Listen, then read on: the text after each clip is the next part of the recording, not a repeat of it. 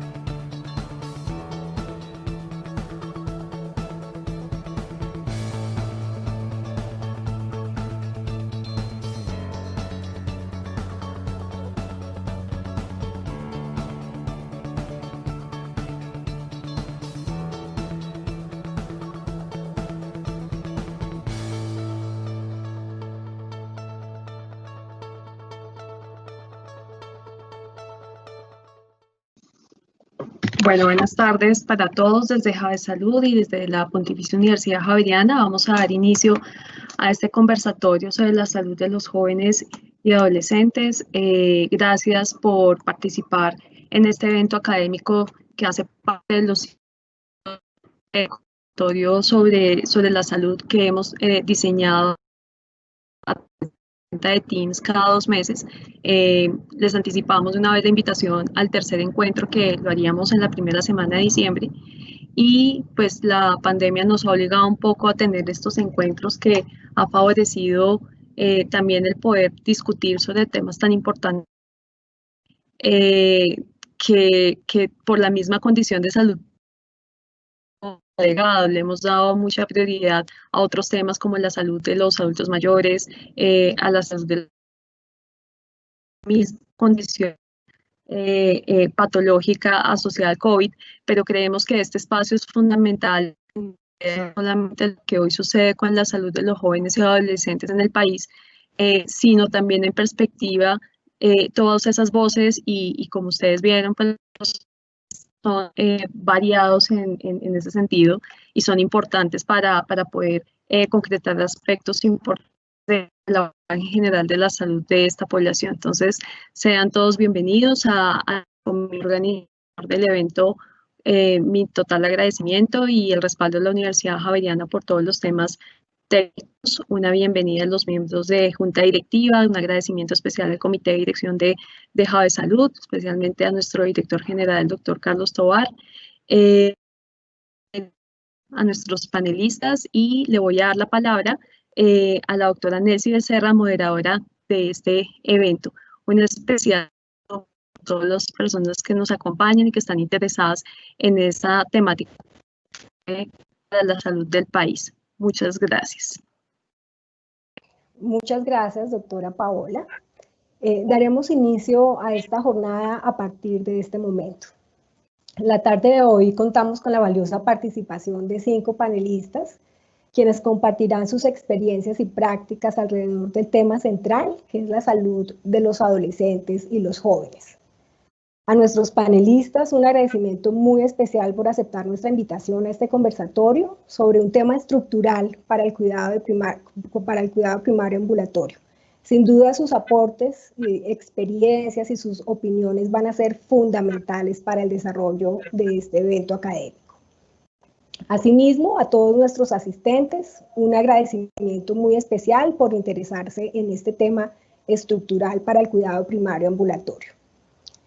Daremos inicio al conversatorio con una corta presentación que nos va a servir como preámbulo frente al tema que nos convoca en esta tarde, el cuidado de la salud y de los jóvenes y de los adolescentes. Bueno, si quieres podemos pasar la siguiente diapositiva, por favor. En la siguiente diapositiva me va a permitir tomar como referencia el enfoque de curso de vida como una manera de situar las etapas de la adolescencia y juventud que van desde las edades comprendidas entre los 12 y los 17 y los 18 a 28 años respectivamente. En Colombia, de acuerdo con el informe más reciente, podemos ver en la siguiente diapositiva lo que les quiero mostrar. De acuerdo con el informe más reciente del análisis de situación de salud publicado en 2019, encontramos que cerca de una tercera parte de la población colombiana, específicamente hablamos de un 28.7%, está conformada por adolescentes y jóvenes. Así que la pregunta frente a ¿por qué hablar de la salud de los adolescentes y los jóvenes? Como vemos en la siguiente diapositiva, pues además de ser etapas cruciales en el desarrollo del curso de vida de las personas, la salud de los adolescentes y los jóvenes es clave para el desarrollo social, económico y político de los países y sin duda debe ser un tema principal en las agendas de salud pública. De otra parte, todos sabemos que los comportamientos relacionados con la salud y las afecciones determinantes de las principales enfermedades no transmisibles también se pueden presentar por primera vez o inclusive deben ser reforzados o atenuados durante estas etapas del curso de vida, considerando por supuesto la salud en todas sus esferas, no solamente hablando de la salud desde el punto de vista físico, sino también mental. Con las siguientes diapositivas vamos a contarles brevemente cómo es la atención de adolescentes y jóvenes en Javesalud. Encontramos en la primera gráfica la pirámide poblacional de Javesalud. Esta imagen nos muestra la distribución de la población por quinquenios. Ahí encontramos entonces, digamos, los quinquenios entre los 15 y los 25 años. Pero en la siguiente gráfica, que va a aparecer aquí, en esta gráfica encontramos ya la pirámide poblacional por curso de vida, en donde vemos pues, digamos, las etapas correspondientes a adolescentes y jóvenes, que corresponden alrededor de 27.000 jóvenes que fueron adscritos a Javesalud como IPS durante el año 2019, que corresponde a un 27.1% del total de la población de Javesalud, un porcentaje similar al que encontramos para la población colombiana que les mostraba en una de las anteriores diapositivas. En la siguiente tabla, en la siguiente diapositiva, si quieres por favor, la siguiente, aquí presentamos a manera de resumen las atenciones realizadas a jóvenes y adolescentes en Javesalud durante el año 2019, haciendo énfasis en las actividades de promoción de la salud y de prevención de la enfermedad realizadas. En términos generales, se realizó algún tipo de atención en salud alrededor de 5.100 adolescentes y alrededor de 21.000 jóvenes. En la siguiente diapositiva encontramos, además, a partir de estos datos durante el año 2019, cuáles fueron los diagnósticos más frecuentes de estas atenciones realizadas en adolescentes en Javesalud. Como ven en la tabla, el diagnóstico más frecuente fue el consulta de paciente sano, cerca de un 50% de los casos. En segundo lugar, el diagnóstico de acné, seguido de rinitis alérgica, y en cuarto lugar, el diagnóstico más frecuente en el grupo de adolescentes fue el de consulta por presencia de algún tipo de factor de riesgo para la salud. En la siguiente diapositiva vamos a encontrar este mismo análisis frente a los diagnósticos principales más frecuentes encontrados en jóvenes atendidos en Javesalud durante el año 2019. En primer lugar, también está la consulta de paciente sano, en un 45% de los casos, seguido de consejería sobre anticoncepción, en un 22% de los casos, y en tercer lugar, atención para detección de cáncer de cérvix en mujeres jóvenes. Adicionalmente, en las sedes de responsabilidad social de Javesalud, también realizamos intervenciones comunitarias de corte psicosocial dirigidas a adolescentes y jóvenes. En la siguiente diapositiva encontramos un resumen de estas actividades que se realizan desde estas sedes que les comentaba de responsabilidad social. En el 2019 se realizaron talleres de arte, de rap, actividades comunitarias como chocolatadas, salidas pedagógicas, bingos, encuentros con organizaciones de la zona, danzas, y se ha tenido la posibilidad de capacitar y de acompañar a jóvenes replicadores en la comunidad, además de realizar con ellos talleres sobre proyecto de vida y orientación profesional. En total, como ven ustedes en la tabla, se acompañaron y participaron alrededor de 430 adolescentes y jóvenes de comunidades vulnerables durante el año 2019. Otro de los aspectos misionales de Javesalud es la academia. En la siguiente diapositiva, bueno, antes de pasar a contarles un poco sobre lo que hacemos también desde el punto académico, es importante compartir con ustedes estas imágenes de intervenciones realizadas en las sedes de Palermo Sur, en donde participan adolescentes y jóvenes. Muy interesante y muy valiosa la participación, sobre todo desde una perspectiva comunitaria. En la siguiente diapositiva encontramos también un collage de algunas fotos tomadas en estas intervenciones comunitarias realizadas con la comunidad, en la que tiene la posibilidad de participar familias enteras, comunidades, y realmente es una actividad muy valiosa y muy interesante. En la siguiente diapositiva les voy a mostrar un poco cómo Javesalud, digamos que es fundada en la academia, viene pues también haciendo énfasis en todas las prácticas formativas, y en este sentido el acompañar a los médicos en formación pues es una prioridad. Dentro de las prácticas formativas que se desarrollan con los estudiantes de medicina se incluyen temas fundamentales para los médicos en formación. Aquí encontramos, por ejemplo, las prácticas de cuidado primario ambulatorio de adolescentes, adultos jóvenes, las prácticas de pediatría ambulatoria, de ginecología ambulatoria, y en promedio manejamos alrededor de 152 estudiantes al año en estas rotaciones.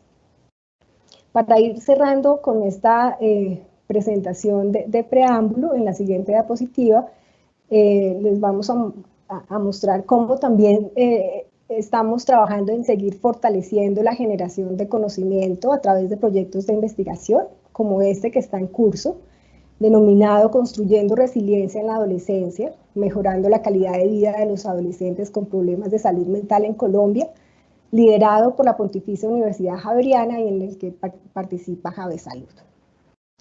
Así, ya con este preámbulo pues, y con esta corta presentación, vamos ahora sí a dar paso al desarrollo como tal del conversatorio sobre la salud de los jóvenes y de los adolescentes.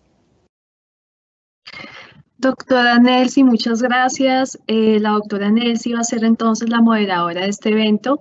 Algunos anuncios importantes. Este conversatorio va a quedar cargado en nuestro canal de YouTube institucional para que puedan acceder después o incluso compartirlo con otras personas. Ya les vamos a enviar por el chat nuestro canal de YouTube para el acceso. Y les enviaremos un certificado. Ya también les vamos a mandar a través del chat un link para que puedan poner sus datos en una encuesta de Forms y puedan obtener el certificado de asistencia a este encuentro. La doctora Nelcy Becerra es médica especialista en medicina familiar de la Pontificia Universidad Javeriana. Actualmente se desempeña como gerente encargada del modelo asistencial de Jave Salud y es la líder del grupo de investigación de Jave Salud. Entonces, doctora Nelcy, adelante con el conversatorio. Gracias a nuestros panelistas por haber asistido el día de hoy. Bueno, muchas gracias, doctora Paola. Bueno, la metodología del conversatorio plantea 5 preguntas trazadoras en las que nuestros panelistas participarán desde su experiencia, desde su contexto y perspectiva. Realmente quisimos tener un grupo de panelistas plural y que represente las diferentes opiniones, favoreciendo un panorama amplio sobre el tema que nos convoca esta tarde, la salud de los adolescentes y los jóvenes.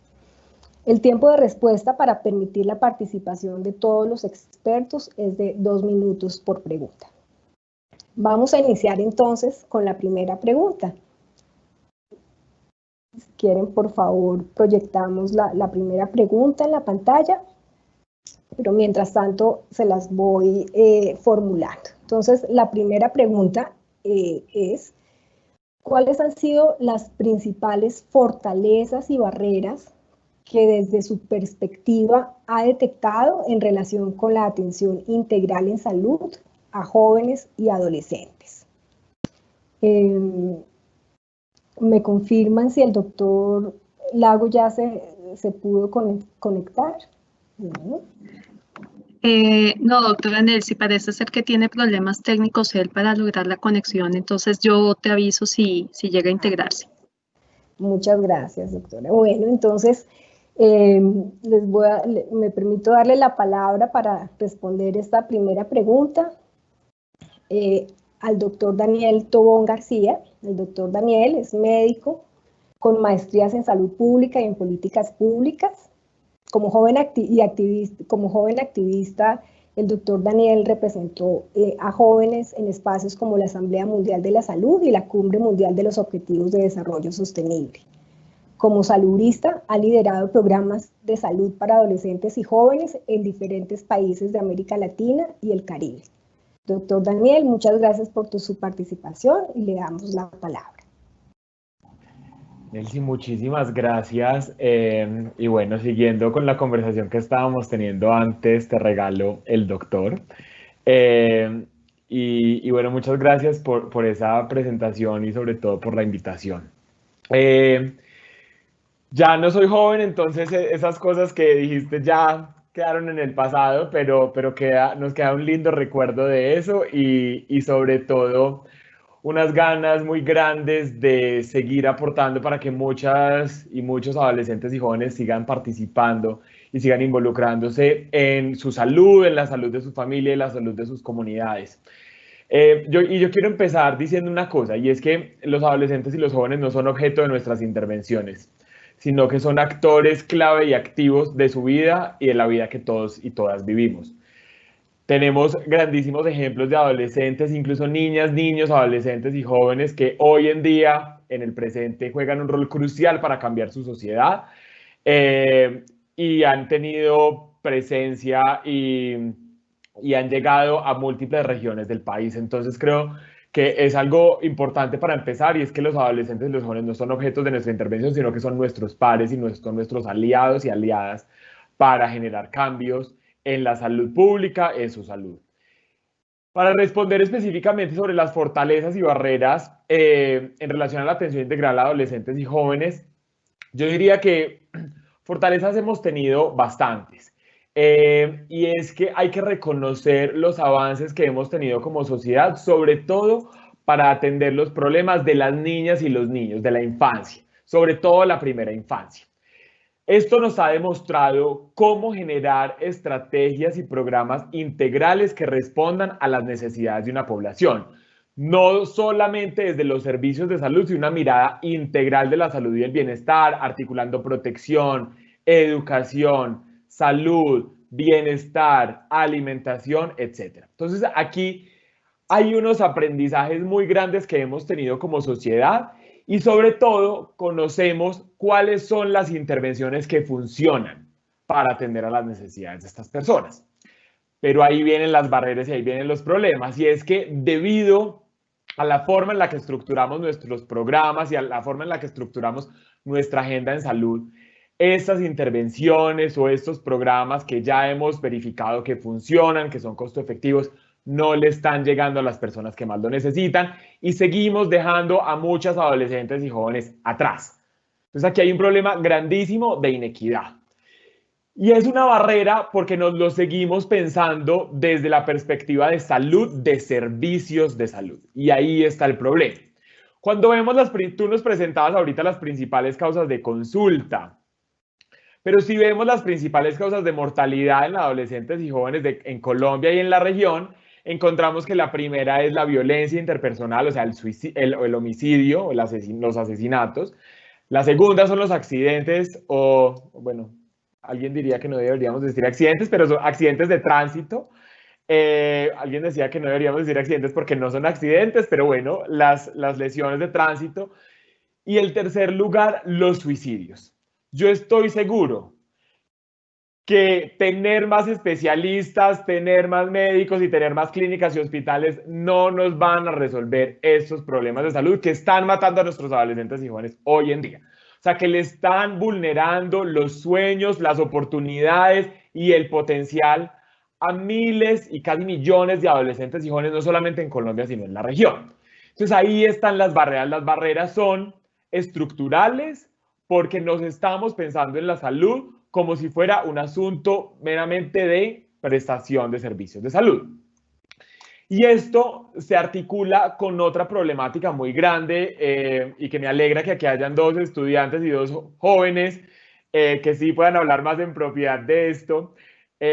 Seguramente ellos van a hacer referencia a esta situación, pero seguimos diseñando además, incluso pensándonos desde una perspectiva de servicios de salud, lo seguimos haciendo mal. ¿Por qué? Porque diseñamos intervenciones para ellos y no con ellas y ellos. Entonces, esta es la segunda gran barrera. Estamos diseñando intervenciones para atender a una población sin conocer realmente las perspectivas, las necesidades, sus fortalezas y sus capacidades.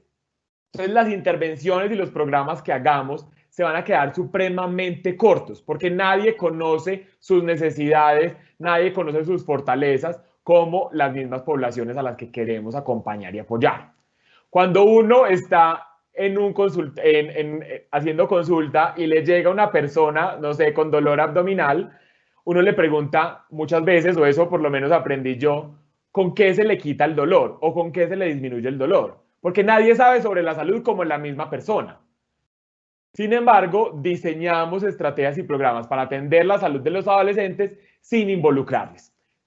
¿Y qué significa involucrarles? Involucrarles no es, mira, te cuento el programa que estamos diseñando para ti, pintarte una pared de colores y poner cojines en una sala. Eso no es hacer un servicio amigable y eso no es involucrar a los adolescentes y los jóvenes. Involucrarles efectivamente es trabajar del lado, o sea, paralelo o al lado de ellas y ellos en el diseño de los programas. ¿Qué van a contener esos programas? ¿Cómo se implementan esos programas? Muchas adolescentes y jóvenes pueden participar en la misma implementación y experiencias hay múltiples de cómo los adolescentes y los jóvenes trabajan, por ejemplo, distribuyendo anticonceptivos en algunos países de la región, haciendo consejería en salud, funcionando, y yo sé que vamos a hablar un poquito más de esto, pero desde una concepción de atención primaria en salud, pero además los adolescentes y los jóvenes pueden participar y pueden involucrarse monitoreando y evaluando la efectividad de estos programas, recogiendo información, analizándola y asegurándose que los servicios y los programas estén mucho más enfocados a responder a sus necesidades. Entonces, fortalezas, para ir cerrando, y me disculpan si me estoy extendiendo. Fortalezas, conocemos qué sirve, tenemos evidencia y tenemos los recursos para hacerlo. Barreras, no estamos involucrando de manera significativa a los adolescentes y los jóvenes y estamos teniendo una mirada completamente miope y cerrada para atender a sus necesidades. Perfecto, muchas gracias, Daniel.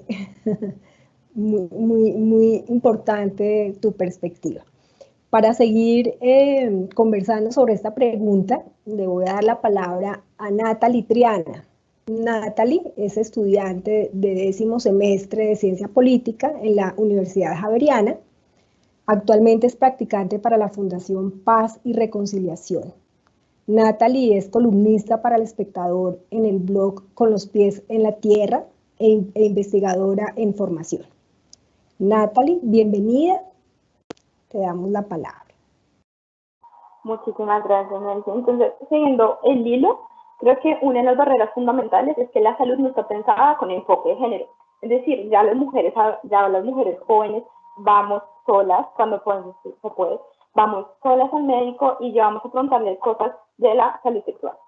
Y lo que resultamos entendiendo es que nos empiezan a poner trabas, a poner trabas porque el médico o la médica no entiende nuestras necesidades o no entiende qué es lo que estamos buscando, sino que genera imposiciones sobre lo que ella cree que debe ser nuestra salud sexual.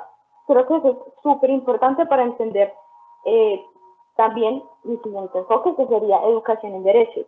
A los jóvenes y a los adolescentes no nos dicen qué puede hacer el médico, qué no puede hacer el médico, cuáles son los derechos en la salud, qué pueden hacer y qué trámites sí son legales y cuáles no son legales. Cuando nos enfrentamos pues, al sistema de salud colombiano, nos genera un choque terrible porque no sabemos qué hay que hacer.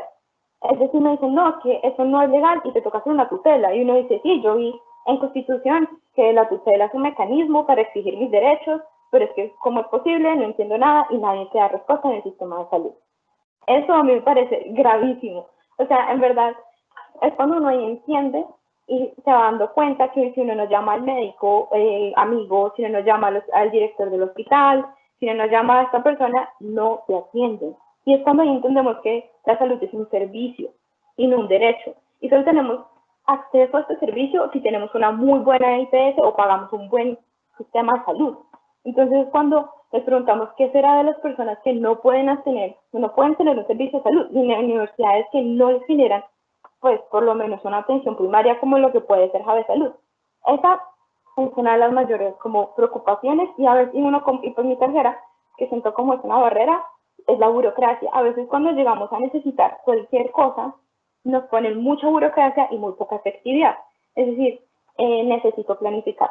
Y te dicen, claro, mira, solo tenemos esto, pero tienes que hacer esto vuelta acá, rectificarla acá, seguir allá. Pues uno dice, no, si yo tengo los medios económicos para poder pagar esto sin tener que pasar todo esto que genera mayores gastos, lo pago. Pero ¿qué pasa? Hay personas que no pueden pagar las pastillas anticonceptivas, no pueden pagar las inyecciones, y eso genera una brecha en el acceso a la salud que para los jóvenes es como increíble.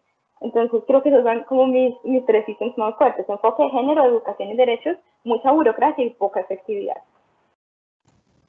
Muchas gracias, Natalie. Muy interesante tu perspectiva. Continuamos con la doctora Laura Ospina.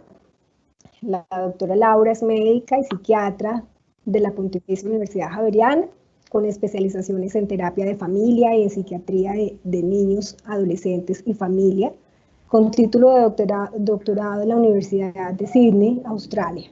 Actualmente la doctora Laura se desempeña como profesora asistente en el Departamento de Psiquiatría y Salud Mental de la Facultad de Medicina de la Universidad Javeriana, y sus investigaciones se enfocan en el desarrollo de intervenciones tecnológicas para jóvenes. Doctora Laura, le damos la bienvenida y la palabra. Muchísimas gracias. Aprovecho la oportunidad para saludar y para agradecer a todos los miembros de la audiencia y del comité organizador de esta importante ponencia y este panel, a mis compañeros panelistas. Quiero responder la pregunta empezando por las barreras. Creo que Daniel hizo un excelente trabajo resumiendo las fortalezas. Yo voy a nombrar una barrera, y es que ha habido una concepción errónea en creer que el periodo de la juventud es un periodo sano. Que los adolescentes y que los jóvenes no vayan a los servicios de salud no significa que es una población sana. Creo que hoy ya sabemos con la evidencia que los adolescentes tienen muchos problemas, que posiblemente todavía no han cumplido aquellos criterios que nos permiten decir que tienen enfermedades o trastornos, y eso es muy frecuente en mi campo, que es el campo de la salud mental. Entonces, sabemos ya que el 75% de las enfermedades mentales que se van a manifestar en la vida adulta tienen un primer inicio antes de los 25 años. Este primer inicio puede ser simplemente una tristeza, una ansiedad, un estrés, y como creemos que la adolescencia y la juventud es un periodo sano, pues entonces no le ponemos mucha atención a esto pasará y no vamos a consultar a los servicios. Sabemos claramente que la salud del joven y del adolescente marca la salud del adulto. Y entonces es muy importante cuando en la adolescencia empiezan a aprender y a aparecer conductas, por ejemplo, riesgosas como el consumo de sustancias, como los problemas del estado del ánimo o como las conductas, problemas comportamentales, que además Daniel hizo un excelente trabajo diciendo cuáles son las causas de mortalidad en esta población, ¿no? Entonces, violencia, accidentes, suicidio. Ahí están, toda la salud mental está ahí, son problemas que empiezan en la adolescencia, se perpetúan en la juventud y cuando llegan a la edad adulta ya llegan muy tarde para nosotros y poder intervenir es mucho más difícil. Creo que este tipo de concepción nos ha impedido también mucho ver y poder tratar oportunamente, y creo que hay algo muy importante y es que acá todos conocemos el grado de discapacidad que producen las enfermedades mentales. Las enfermedades mentales son las que principal causa de discapacidad dan, y esto va a atentar directamente contra la productividad de los países. Ya muchos gobiernos están hablando de la riqueza mental o del mental wealth. Entonces, si nosotros no intervenimos en la salud tempranamente, podemos estar teniendo problemas de discapacidad y productividad en la edad adulta que va a impactar directamente en la economía. Creo que esa es una barrera que está pues presente en todos. Daniel también mencionaba, y voy para las fortalezas, los servicios de salud amigables de los adolescentes y jóvenes. Yo aplaudí mucho cuando vi ese modelo del ministerio y me pareció muy interesante, pero cuando lo exploré a profundidad vi que la salud mental no estaba presente ahí, entonces creo que esta es una gran barrera para la salud mental también. Creo que los servicios con los que contamos ahorita de salud mental para los jóvenes están embebidos en servicios de adultos y en servicios de adultos que generalmente ven poblaciones crónicas. Entonces ese no es un mensaje que nosotros queremos transmitir en salud mental. Nosotros queremos transmitir el mensaje de la esperanza, queremos transmitir el mensaje de la recuperación, pero cuando unimos en un mismo sitio un servicio de jóvenes con un servicio de adultos que generalmente ve pacientes crónicos, no estamos dando el mensaje adecuado. Creo que necesitamos servicios de salud mental para jóvenes, diseñados específicamente para jóvenes y diseñados por jóvenes, y esto lo vamos a hablar ahorita más adelante del cuidado primario, pero sí creo que los jóvenes tienen que no solamente diseñar cómo serían sus intervenciones, sino también los sitios donde quieren ser vistos y cómo quieren ser vistos, y creo que estos sitios deben ser abiertos, desestigmatizantes, en sitios públicos donde los jóvenes se sientan cómodos de ir y no se sientan con vergüenza o no se sientan que si van allá van a ser estigmatizados. Para cerrar esta respuesta, quiero hablar de la gran oportunidad y como lo oyeron en mi presentación, yo soy una apasionada de la tecnología y la salud mental. Yo creo que la oportunidad más grande en este momento nos la está dando la tecnología. Creo que el acceso puede mejorarse muchísimo si usamos el Internet y la tecnología.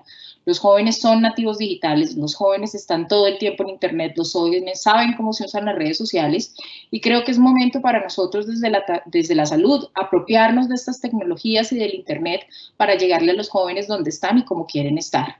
Esa sería como mi respuesta. Muchas gracias. Muchas gracias, doctora Laura. Bueno, y para finalizar esta ronda de la primera pregunta, le damos la palabra a Emanuel Tangarife.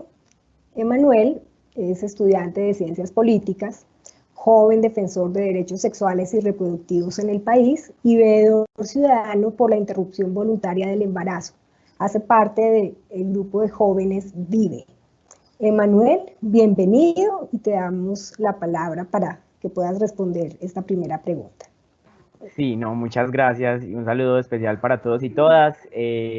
Pues bueno, a los colaboradores, realizadores, a compañeros y compañeras panelistas, muchísimas gracias. Bueno, yo creo que voy a empatar un poco, bueno, primero diciendo las fortalezas, muy de acuerdo con Laura, te dejo el doctora, con Laura para con los jóvenes, ¿cierto? O sea, somos nativos digitales y eso representa una oportunidad no solo para nosotros en temas de conectividad e información, sino también para los prestadores del servicio de salud. en todas sus modalidades. Entonces yo creo que las fortalezas que se han visto pues, de los jóvenes para una salud integral es que la oferta, por ejemplo, de telemedicina aumentó considerablemente y que facilitó el acceso pues como a algunos servicios de salud para adolescentes y jóvenes. Las consultas en línea, los videochats o, por ejemplo, las consultas en llamada, creo que han facilitado en esa medida un poco el acceso y bueno, y se puede colocar entre comillas qué tipo de acceso y qué tipo de calidad de información y atención están llegando, pero al menos en el acceso, pues creo que ha habido un avance. Entonces, es una fortaleza que desde mi punto de vista es importante resaltar.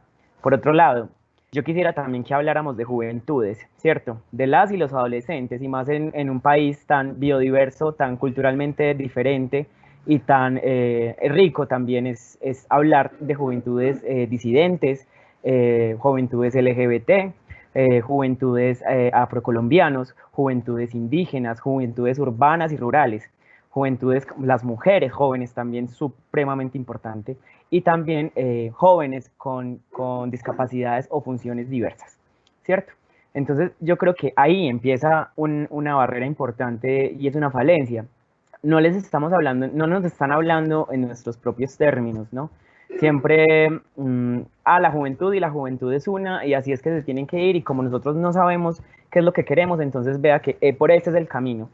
Eso es otro punto. La infantilización entonces de la juventud a la hora de las consultas y la prestación del servicio de salud pues entorpecen que haya una integralidad también en la salud. Entonces, bueno, como por ese lado no hay algo integral cuando no se reconocen esas diferencias a partir de las juventudes. Desde ahí empezamos mal. Tampoco hay nada integral en la medida en que se infantiliza y se jerarquiza al joven o a la joven en una consulta, en que tiene que entrar con un mayor de edad, que tiene que pasar por un montón de trámites, que tiene que ir no solo en la misma instalación física, sino que tiene que ir a firmar a 3 cuadras luego de la cita para que le aprueben unos medicamentos o que le aprueben un método anticonceptivo, le obligan a sí mismo a dar como, pues, a dar algún tipo como de información que de pronto para él o ella es penoso o frente a otro adulto. Entonces yo creo que es que la prestación empieza porque uno, no reconocen la diferencia ni la diversidad, dos, hay una infantilización supremamente grande y que además hay una deshumanización con los servicios y con respecto a los jóvenes. Como les decía, pues yo creo que si bien hay un acceso importante, por ejemplo, en la telemedicina, ¿qué tipo de calidad les estamos brindando y nos están brindando a los adolescentes y jóvenes en este tipo de asesorías, información, consultas médicas, ¿cierto? Pues listo, que sea muy fácil contactar por un número a la IPS, ¿cierto? Que nos den una cita, pero de ahí a eso, ¿a qué tan humano es el servicio? ¿A qué tan humano es la prestación de consulta, por ejemplo? ¿Y a qué tan accesible va a ser esa visión o ese vamos a recorrerlo juntos, ¿cierto? Un paso a paso, un joven, entonces, por ejemplo, como lo decía Laura, la psiquiatra, empieza como pues un proceso, por ejemplo, psiquiátrico, empieza en un proceso de métodos, no hay una continuidad, no hay un acercamiento efectivo, por ejemplo, del joven o la joven a un médico o a una médica en donde se pueda sentir en confianza. Entonces, con esto pues como que, bueno, voy cerrando, y es eso, o sea, las barreras empiezan, creería yo, desde una deshumanización, una jerarquización, infantilización y un no reconocimiento de la integralidad que se necesita. No nos están hablando en los términos que necesitamos, nos están obligando a asistir y a decir cosas que no queremos en frente de personas que no queremos. Uno no desea hablar de planificación familiar o de qué método, de cuántas relaciones o parejas sexuales ha tenido con el papá, la mamá, una tía. No nos interesa, ya lo hubiéramos dicho, ya lo hubiéramos hecho. Para eso uno va a las IPS a hablar con otra persona. Entonces, creería que el modelo y los problemas estructurales están más presentes que nunca. Las violencias también, por ejemplo, que sufren las mujeres y que sufren las mujeres en algún tipo, por ejemplo, de consultorios, son muy graves y que también tenemos que tener en cuenta eso, la protección tanto de la información, de la integridad y del reconocimiento de la diversidad de los y las jóvenes es muy importante a la hora de decir que vamos a prestar un servicio integral para que sea efectivamente integral y abarcativo para todos y todas los jóvenes.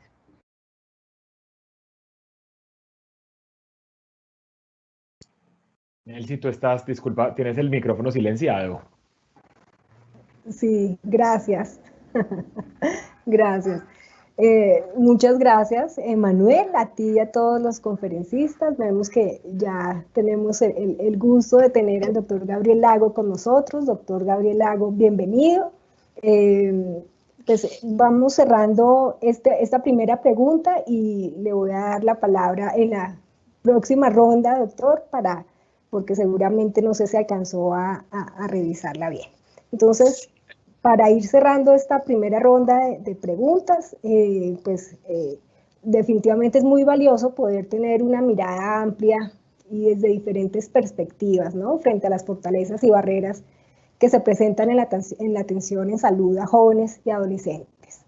Es clarísimo la necesidad de fortalecer la atención integral en salud desde la Agenda de Salud Pública, y por supuesto fundamental la reflexión frente a la necesidad de involucrar a los adolescentes y jóvenes en el diseño y planeación de programas e intervenciones, ¿no?, servicios diseñados por jóvenes y para jóvenes, mencionaba Laura, y reconocer la diferencia a partir de las juventudes, incluir el enfoque de género, la educación en derechos, la importancia en la atención humana y centrada en la persona. Muchas gracias. Vamos a pasar entonces a la siguiente pregunta. Antes de leer la pregunta, les voy a recordar a los panelistas, por favor, el tiempo, 2 minutos para cada uno, para las respuestas, para poder alcanzar con la ronda de preguntas. Entonces, frente a esta segunda pregunta, ¿cuáles han sido las prácticas resilientes de los jóvenes para mantener su salud en las circunstancias actuales? Me permito entonces darle la palabra al doctor Gabriel Lago y aprovecho para agradecerle su participación y su presencia en este webinar. El doctor Gabriel Lago es médico, pediatra, profesor asociado a la Facultad de Medicina de la Pontificia Universidad Javeriana, con maestría en Administración en Salud y doctorado en Ciencias de la Educación. Su campo de trabajo es la pediatría social y su línea de investigación, la violencia contra los niños. Doctor Lago, bienvenido y le damos la palabra para responder esta pregunta. Muchas gracias. Bueno, Nelcy, Paola, muchas gracias por la invitación. Saludos a los conferencistas y a todas las personas presentes. Con respecto a esta segunda pregunta, vemos que el concepto de resiliencia, o lo que yo entiendo por resiliencia, es esa capacidad de aguantar golpes sin deformarse, que es un término que viene de la ingeniería y que como tal nos permite que las personas sean capaces de adaptarse. Entonces, de ahí que para efectos de resiliencia en salud me base en la salud como la capacidad de las personas para adaptarse a los retos que les pone la vida y no tanto el perfecto estado físico, mental y social. Desde el punto de vista de la resiliencia que yo he observado en jóvenes, he tenido la oportunidad de trabajar en 3 ámbitos con los jóvenes en el área rural, donde he trabajado con niños campesinos, niños reinsertados, en el área de la consulta pediátrica ya particular mía, y la tercera con niños adolescentes o jóvenes adolescentes en condición de discapacidad. Entonces, dentro de estos 3 elementos, lo primero que más se ha tratado de trabajar es esa búsqueda de la autonomía, que es la que tenemos que procurar recuperar en la totalidad de estos jóvenes.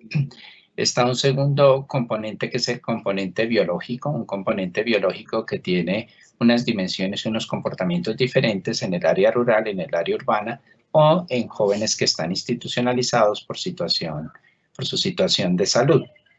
En todos ellos hay una gran preocupación por su imagen. Ahorita, durante este periodo de confinamiento, hemos observado cómo, a pesar de todas las restricciones de movilidad, han encontrado caminos para hacer su ejercicio corporal y mantener su imagen igualmente corporal con rutinas de autocuidado y de dieta, lo cual nos indica, como se había dicho anteriormente en otra de las intervenciones, esa capacidad que tienen los jóvenes y que es necesario empoderar y no dejar que sea un adulto el que la conduzca.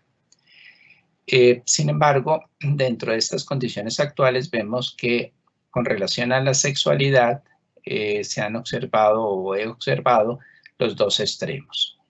Personas que se han aislado y han adquirido situaciones de mucho temor de ejercer su sexualidad, entendida esta como la posibilidad de la parte no solo genital, sino el desarrollo de la perspectiva de género, con toda la gama que esto nos da en población LGTBI, en grupos étnicos específicos o en condiciones personales o de condición de migración, pero también está la situación del vínculo, que es donde más me preocupa hacer énfasis en este sentido, viendo un gran temor de los jóvenes para establecer relaciones con otras personas, cuerpo a cuerpo, persona a persona, como una de las cuestiones que he observado con preocupación.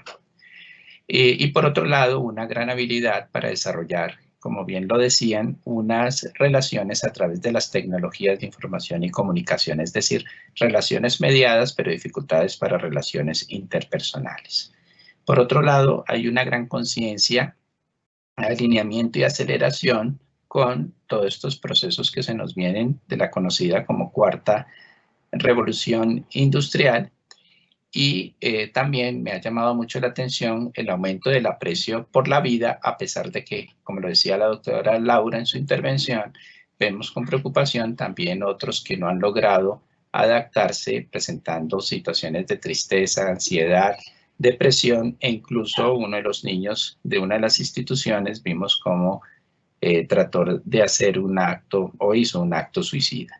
Y finalmente, dentro de esta conciencia social, cómo se empieza a disfrutar de la cotidianidad, del ocio y de la posibilidad de crear que tienen los adolescentes. Muchas gracias, doctor Lara. Muy bien. Le damos la palabra a Natalie para que nos cuente desde su realidad cuáles han sido estas prácticas resilientes. Gracias. Yo creo que una ha sido naturalizar la salud mental y el poder encontrarnos a partir de ella.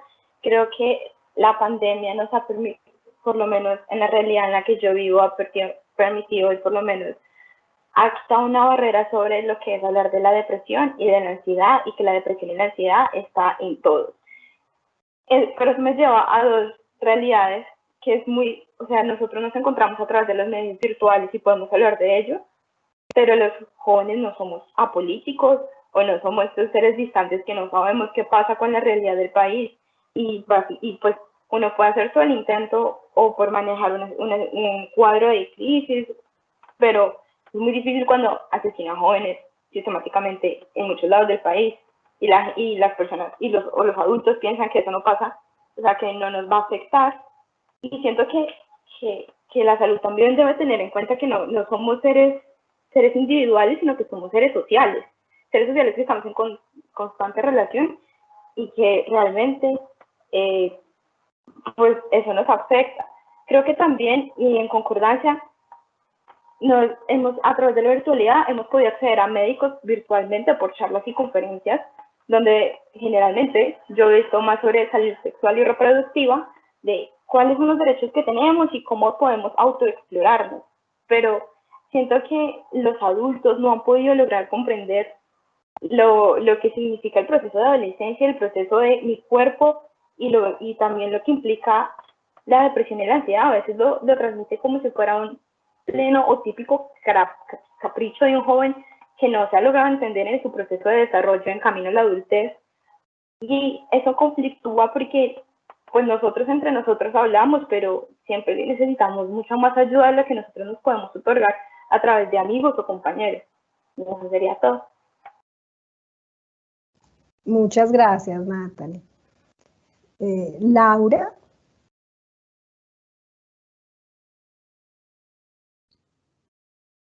Hola, muchas gracias. Sí, yo quiero hablar de una palabra que se ha hablado muchísimo en la coyuntura, en la pandemia, y es reinventarnos.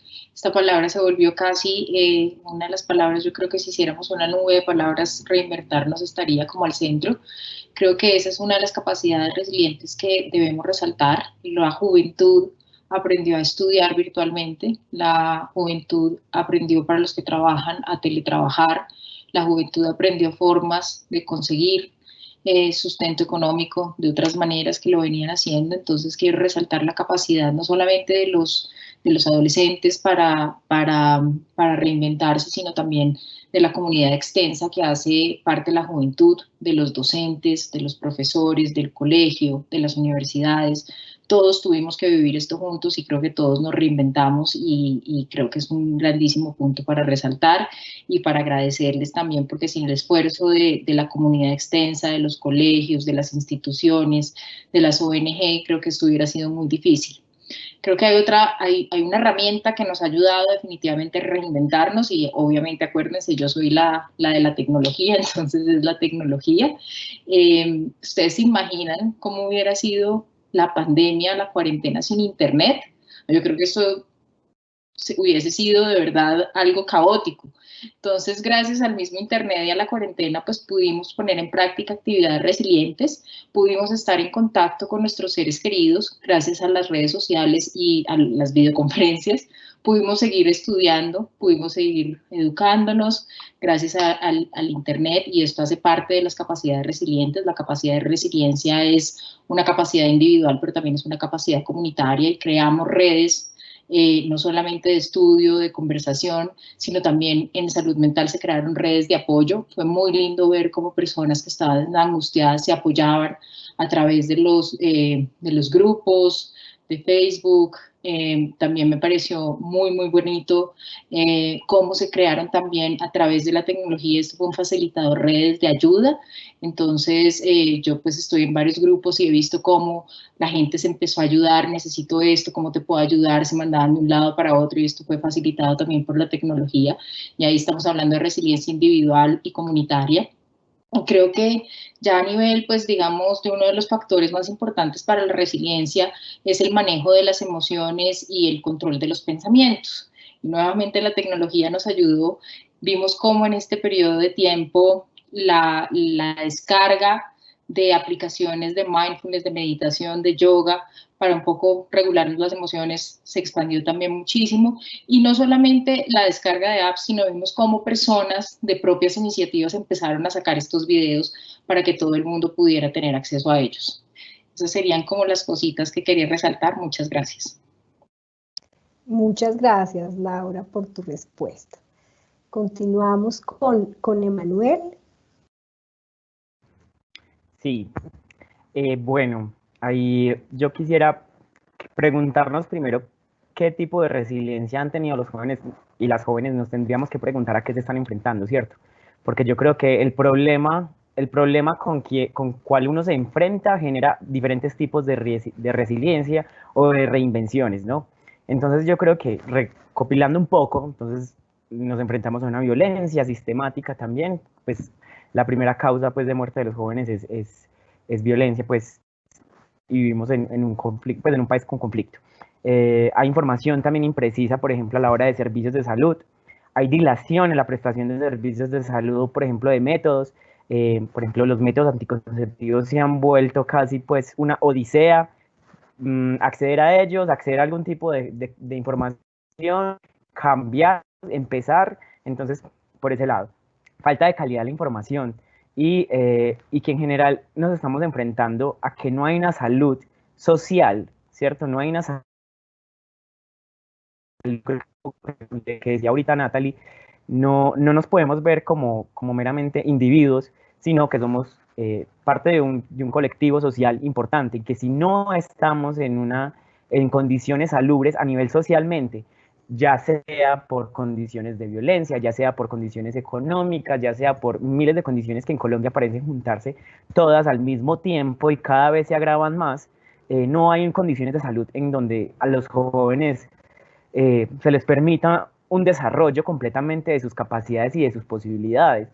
Yo quisiera también que nosotros, a mí por ejemplo, no me choca pues la palabra reinvención, pero sí he intentado también interpelarla un poco, perdón, y preguntar hasta qué punto nos estamos reinventando y hasta qué punto pues es que toca y hasta qué punto, o sea, cuáles son esas opciones que les estamos dando también, cuáles son las medidas, cuál es la información que les estamos dando a los jóvenes y qué tipo de reinvenciones nos estamos dando, qué tipo de reinvenciones o qué tipo de instrumentos le estamos dando para que los jóvenes también sean resilientes, porque yo creo que es muy bacano que hay una resiliencia desde las juventudes, pero es que tampoco es como que, ay, sí, háganlo ustedes todos solos, ustedes pueden, dale. No, hay que darle instrumentos, hay que dar garantías, hay que dar acceso, hay que dar información, hay que dar educación. Entonces yo creo que sería un poco también revisar ese tipo de situaciones. Y bueno, y por ejemplo con las prácticas resilientes que yo he podido visualizar, por ejemplo, son los parches juveniles que se trasladaron a lo virtual. Si bien ya no nos podíamos reunir, pues así en las acciones comunales, en un salón, en un parque, ¿cierto? Esos parches juveniles se han visto pues migrando a la virtualidad. Las videoconferencias yo creo como este tipo han sido una constante, yo creo que todos y todas las hemos utilizado independientemente del grupo etario al que pertenezcamos, pero yo creo que hay videoconferencias que van y apuntan directamente a las necesidades de jóvenes y que participan jóvenes, que eso es muy importante. Creación o fortalecimiento, por ejemplo, de colectivas y colectivos juveniles, también me parece supremamente importante. Redes de información entre pares, cómo nosotros suplimos ese sistema de salud, esa información la suplimos nosotros, sea yendo a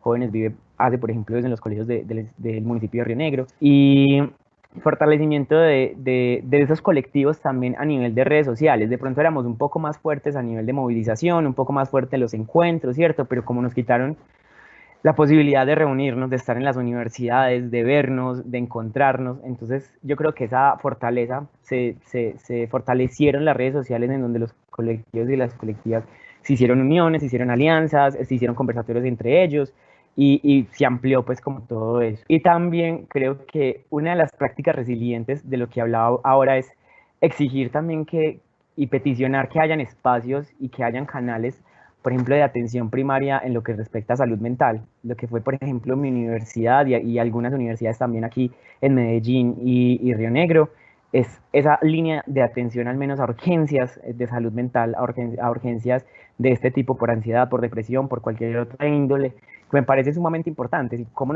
nosotros también peticionamos, nos hacemos cargo de ello, participamos activamente, hacemos las redes de apoyo. Y algo supremamente bonito, y ya para terminar, es que los jóvenes y las jóvenes no solo cuidamos de nuestra salud, porque pongámonos a recordar un poco quiénes están conformando los primeros colectivos o pues los primeros parches, por ejemplo, de recolección de comida para los primeros meses de cuarentena. Éramos jóvenes, en su gran mayoría, que nos estábamos dando la pela, haciendo la logística, recolectando, llevando. Entonces yo creo que los jóvenes no solo se preocupan por la salud de ellos y ellas, sino también de sus comunidades. Perfecto. Muchas gracias, Emanuel. Pues sin duda la resiliencia ha sido una constante en estos tiempos, y en especial en los adolescentes y jóvenes que han tenido que adaptarse a todas estas situaciones derivadas de la pandemia. Muchas gracias a todos por sus respuestas. Vamos a continuar con la tercera pregunta. Desde su perspectiva, ¿cómo el panorama actual va a impactar la situación de salud de los jóvenes a corto y a mediano plazo? Le voy a dar la palabra al doctor Daniel Tobón. Muchas gracias, Nelcy. Es una pregunta bastante importante porque yo creo, y voy a retomar un poquito lo que Laura decía al principio, y es que concebimos a los adolescentes y los jóvenes como la población sana. Pero ya hemos dado como suficientes datos que nos muestran que eso no es tan así, pero también algo que, digamos, que nos ayuda a entender que no es una población sana es que en las últimas décadas, si bien la mortalidad de menores de 5 años ha disminuido en 80%, la mortalidad en los adolescentes ha disminuido solamente el 20%.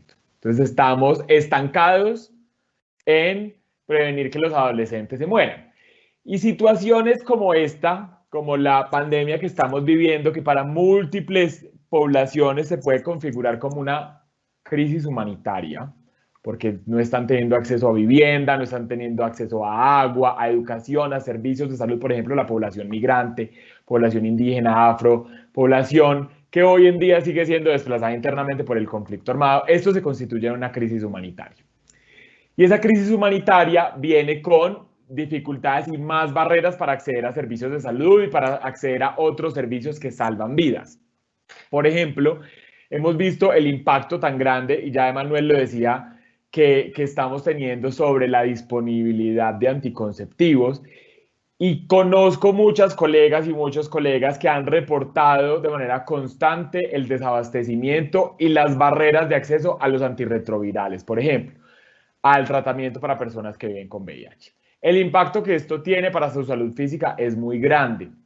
Además, digamos, yo creo que no voy a hablar tanto de la salud mental. Aquí tenemos ya una experta que nos puede hablar un poquito más de eso. Sin embargo, una investigación o un estudio que hicimos con Emanuel y con otros colegas jóvenes de la región nos mostró que las principales preocupaciones de los adolescentes y los jóvenes eran las afectaciones emocionales y mentales que tenían por el confinamiento, por las cuarentenas y el impacto que además las medidas e intervenciones del gobierno tenían sobre esa población. Entonces creo que ahí hay un punto al que hay que ponerle lupa, pero yo me quiero concentrar también en otras, o quiero aprovechar que soy el primero en responder como para dar un panorama, y es el cierre de los colegios y de las universidades.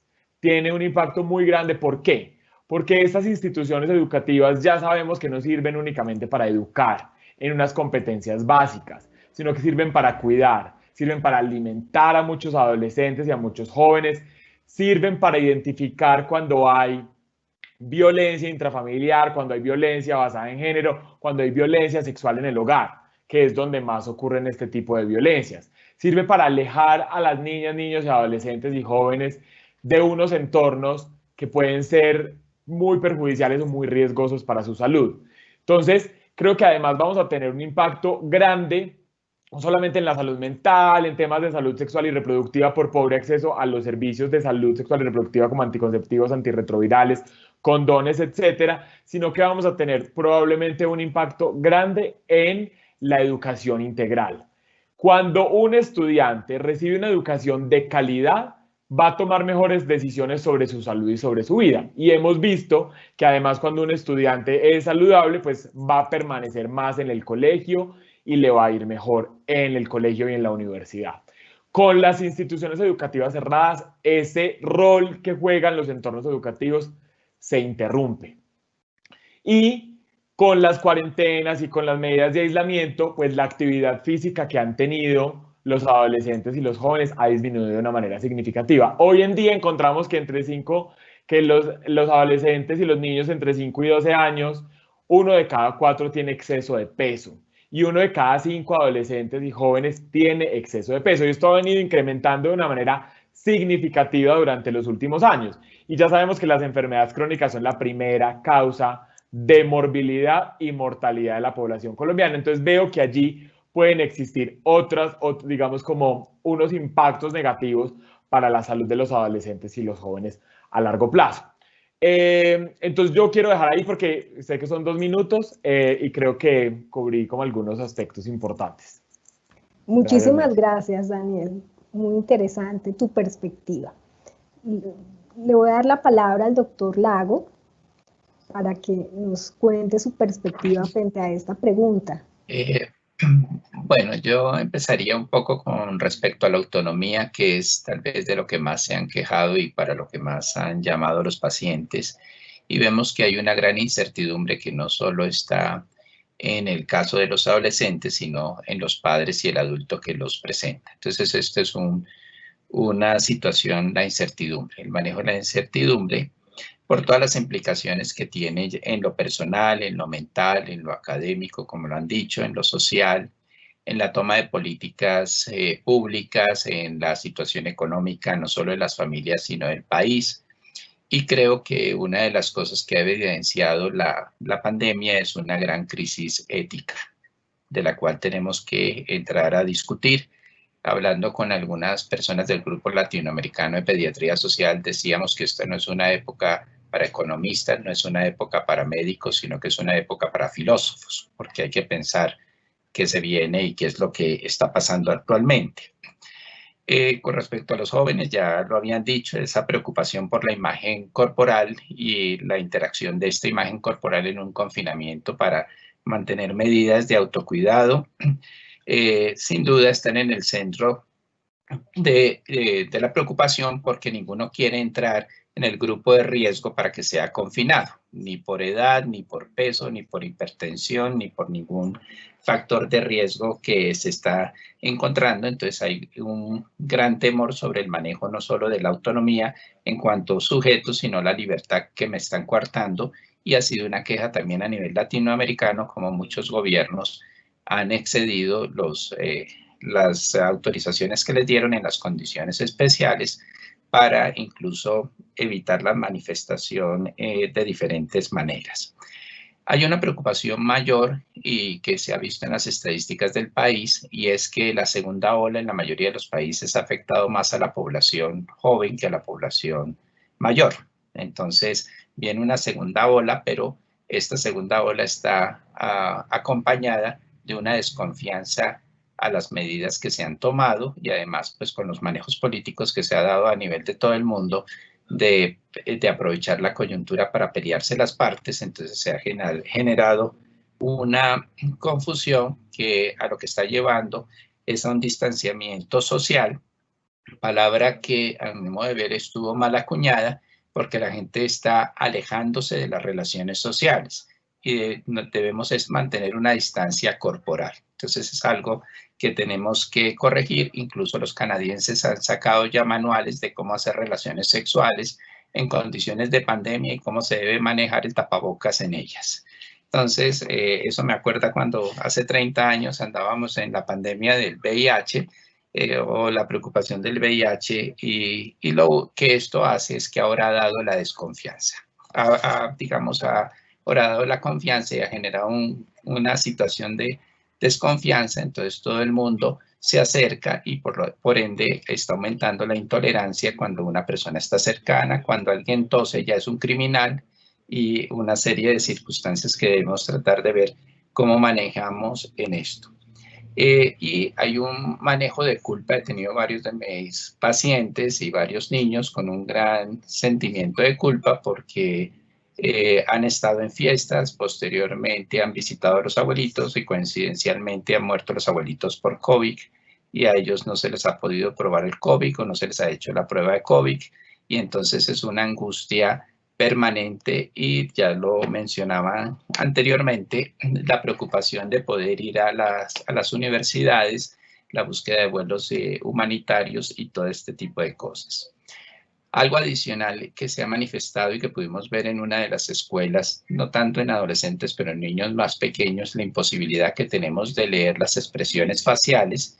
Y en el caso de los niños pequeños ha sido impresionante. He tenido niños que han visto a la mamá y el papá con tapabocas, y a mí ha sido la tercera persona en 7 meses de vida. Entonces no saben qué sonreír, no saben cómo vamos a responder, y el no leer las claves sociales va a ser un tema muy importante.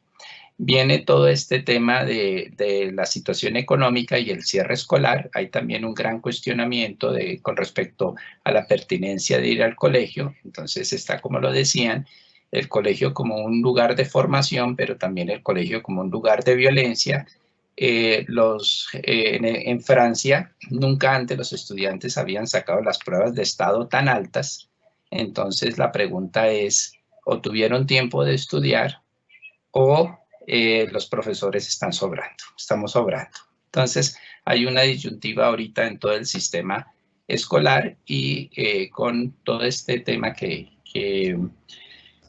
nos plantea la pandemia, también se aceleraron todo el tema de las virtualidades.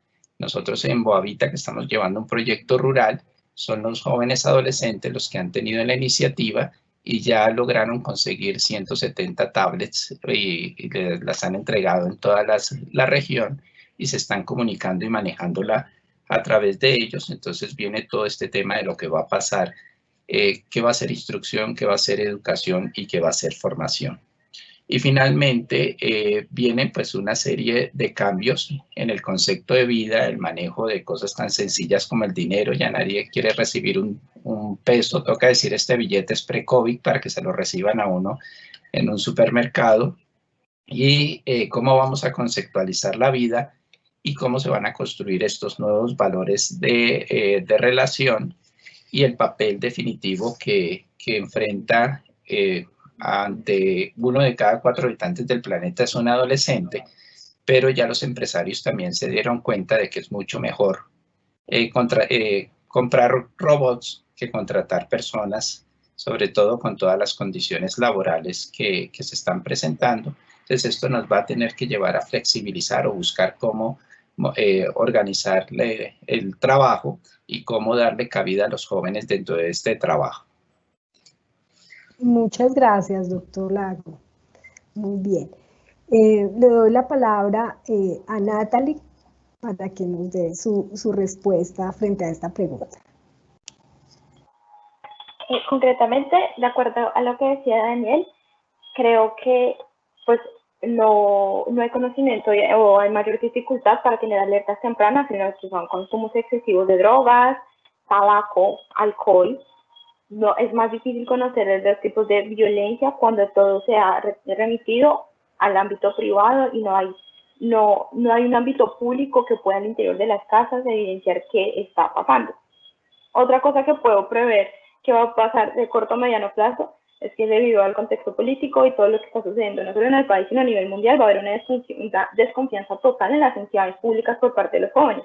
¿Por qué? Porque hemos sido criminalizados, hemos sido excluidos, nos han apartado y eso va a llevar a que las políticas públicas no cuenten con nuestra participación porque no van a ser desde como nosotros queremos que se construya la sociedad. Siendo muy idealistas, pero es cierto, nosotros vamos a ser el próximo relevo generacional, pero si no podemos participar en política, no podemos participar en cómo se está distribuyendo por lo menos los recursos de COVID y no nos permiten saber qué está sucediendo con esto, pues va a ser muy difícil que puedan crear alternativas con nosotros.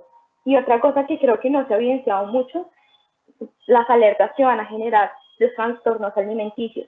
Al interior, los cambios que ha generado el COVID, ha generado pues cambios en peso que aunque ya existían las presiones en torno a verse de cierta o de tal manera, lo cierto es que han habido muchas alertas a través de redes y a través de grupos de YouTube que la gente, o pues en especial niñas adolescentes, han caído en redes para hacer dietas totalmente estrictas, han descuidado un montón su salud alimenticia y eso realmente va a ser riesgoso si pueden llegar a un caso de bulimia o anorexia.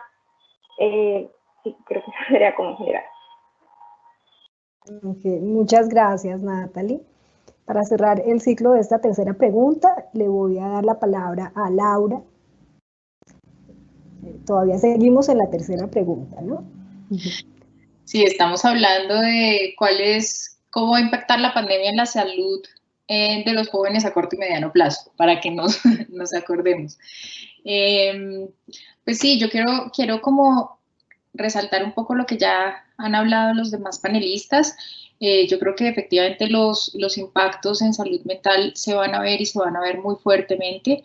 Inclusive estos casos, los nuevos casos, personas que antes no tenían ningún problema en su salud mental, hemos estado viendo cómo empiezan a presentar problemas, empiezan a manifestarse trastornos, pues digamos, de nuevo. También hemos visto cómo las personas que podían ya tener algún problema en su salud mental, un trastorno, se están descompensando y están necesitando mayores accesos a servicios, a tratamientos.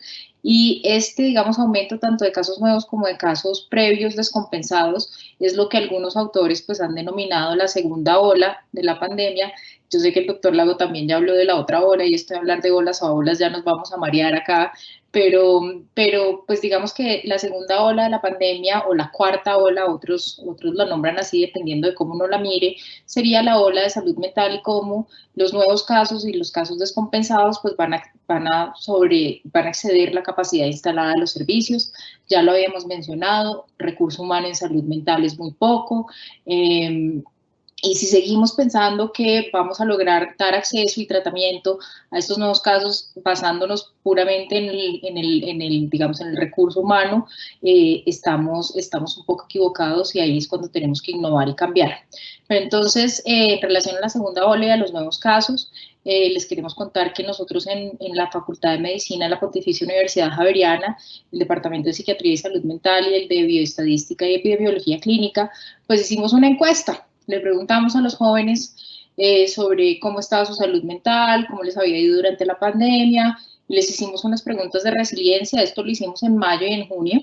Vamos a repetirlo en 6 meses, ya estamos otra vez por volver a repetir, y la verdad los resultados pues sí nos dejaron un poco pues preocupados, porque entonces de las 1000 personas que responden esta encuesta, y quiero decir que la encuesta fue una encuesta online y la respondieron jóvenes de todas las localidades de Bogotá, de todos los estratos, lo que vimos es que efectivamente esta situación ha afectado a los jóvenes. Vimos más o menos cómo las personas que tenían casos o que puntuaron alto en la escala de ansiedad fue alrededor del 70%, y los que puntuaron altos también para casos, por ejemplo, de depresión fue alrededor del 55%, o sea, estamos hablando que en ambos en ansiedad, mucho más de la mitad de las personas están reportando este tipo de sintomatologías. Y también lo otro que vimos que nos dejó muy preocupados es como esta percepción del futuro. Los jóvenes sienten que esto les va a afectar negativamente sus vidas, sienten que la pandemia les va a dejar más consecuencias negativas que positivas, y sienten, por ejemplo, que las medidas que se están adoptando no son las convenientes. Entonces, llama mucho la atención esto, y esto pues obviamente respalda lo que veníamos hablando de la necesidad en servicios de salud. Es real, lo estamos viendo, y necesitamos hacer algo pues para poder contener esta ola. Creo que el otro punto que toca hacer es, el doctor Lago lo tocó, y también lo tocaron la parte económica. En Australia ya se han podido hacer modelos matemáticos de cómo la pérdida del trabajo o la pérdida de la funcionalidad, la pérdida del estudio, y especialmente en los jóvenes ahorita que están teniendo su primer trabajo, va a tener un impacto absolutamente negativo en el futuro, y ese impacto va a tener, digamos, va a ser relevante todavía hasta dentro de 5 años, y va a aumentar las tasas de suicidio considerablemente. Entonces sí creo que estamos en una situación importante. También tenemos que nosotros que estamos prestando servicios de salud, innovar y hacer algo distinto para poder contener la ola. Y bueno, nuevamente pues llamar a los jóvenes a que nos ayuden a buscar soluciones, porque la salud mental es de todos y necesitamos innovar para poder lograr dar abasto. Gracias. Muchas gracias, Laura, y a todos los panelistas. Realmente muy interesantes las diferentes perspectivas que se plantean en este conversatorio. Sin duda el impacto a nivel de salud mental es y se proyecta como uno de los principales desafíos, además del impacto en lo social, en lo económico, en lo educativo y en lo ético. Así que tenemos muchos retos, pero también muchas oportunidades para seguir aportando. Continuamos entonces con la siguiente pregunta. ¿Cuál debería ser el rol de la atención primaria en la salud integral de jóvenes y adolescentes? Le voy a dar la palabra a Emanuel. Bueno, recolectando también un poco lo que han dicho los demás compañeros y compañeras panelistas, yo creo que el rol que debería tener la atención primaria en salud es primero una autocrítica interna de cómo se están prestando los servicios. Desde mi posición pues como personal, yo pensaría que todo el sistema general de salud necesita una reestructuración profunda, equitativa para quienes están más desfavorecidos, en donde haya efectivamente una garantía del acceso a este derecho, en donde no se infantilice a quien está solicitando el servicio, en donde hayan canales efectivos, por ejemplo, de alerta temprana, como lo hablaba Natalie, y calidad en la información, y donde se construyan también programas, proyectos y demás información o acceso pues de jóvenes para jóvenes. Yo creería que algo también muy importante es que se capacite integralmente al personal de salud, porque son quienes prestan ese primer canal, ese primer filtro en el que uno va y se siente confiado o desconfiado de una prestación del servicio, y empieza desde la vigilancia, y empieza también desde los actos administrativos, y empieza desde la enfermería. Entonces, como decía Daniel en un momento, no porque tengamos un espacio entonces con un PUC y unas carteleras significa que es un espacio amigable, sino que el servicio debe ser humanizado, debe ser integral y debe ser amigable también para adolescentes y jóvenes. Ese es el primer rol que debería hacerse la atención primaria, una autocrítica y una reestructuración interna. Perfecto, muchísimas gracias, Emanuel. Muy bien. Le doy la palabra a Daniel para que nos dé su respuesta. Muchas gracias y bueno, qué bueno seguir después de Manuel porque dice un asunto clave, es la autocrítica, y es, pues, realmente yo no sé aquí dónde hacemos atención primaria como debería ser la atención primaria.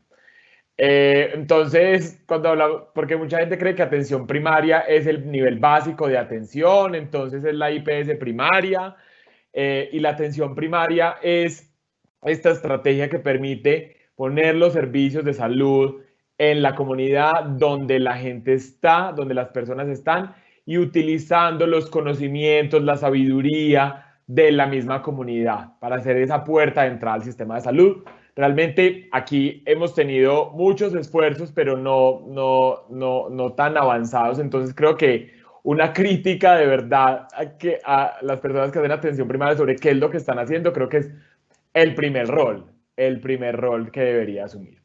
Segundo, creo que hay que hacer hay que hacer también nuestro rol de cuestionamiento a cómo opera, por ejemplo, los planes de intervenciones colectivas, que muchas y muchos sabemos que operan en los territorios unos mesecitos al año, por estos temas de contratación, y no puede estar el papeleo por encima de la gente. Entonces hay que ser muy crítico con eso, y es como la salud pública y la atención primaria no son 3 o 4 meses en el año y haciendo actividades a la carrera buscando que el colegio, que las familias me firmen los formatos para yo poder y decir que cumplí con las metas que tengo.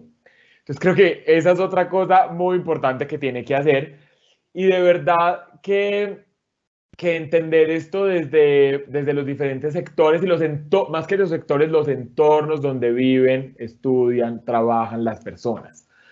Los jóvenes están en la calle. Por ende, los condones, los servicios de salud, la consejería debería estar en la calle o a través del teléfono o a través del celular o a través del computador. Entonces, de eso se trata la atención primaria en salud, y la atención primaria en salud también es reconociendo esas experiencias, esa sabiduría que tiene la población. Experiencias hay múltiples de jóvenes y redes, organizaciones juveniles que brindan acompañamiento y consejería, que sirven como primera entrada, pero ¿quién está articulándose con ellos? Cuando el sistema de salud no los reconoce, no reconoce a los actores comunitarios como unos prestadores de los servicios de salud. La pelea, por ejemplo, con organizaciones de base que trabajan en VIH ha sido grandísima, porque como no son IPS, entonces no pueden hacer nada. Entonces creo que el rol es llegar a la calle, llegar a donde están las personas, trabajar de una manera muy articulada con los adolescentes y los jóvenes, y por amor a no sé quién, poner por encima la salud de las personas y no al papeleo y a lo administrativo. O sea, no puede ser, nuevamente, que el PIC y el plan de intervenciones colectivas pues lo empiecen a contratar en junio o julio, porque los contratos se demoran y estén en 3 meses implementando unas acciones a la carrera cuyo impacto es ínfimo. Les voy a contar una cosa.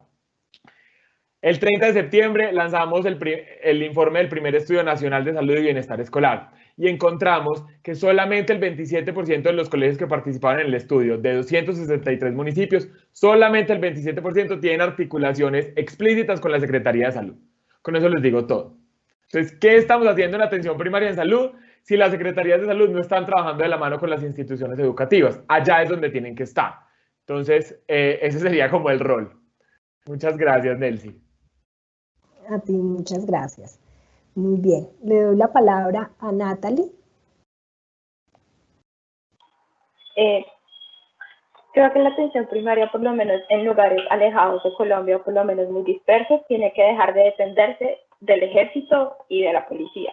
Es decir, el sistema de salud debe pensarse para llegar hasta allá y dar una atención básica y decente. Es decir, tenemos que dejar que lo político atraviese y diga quién puede tener acceso a la salud y quién no, y como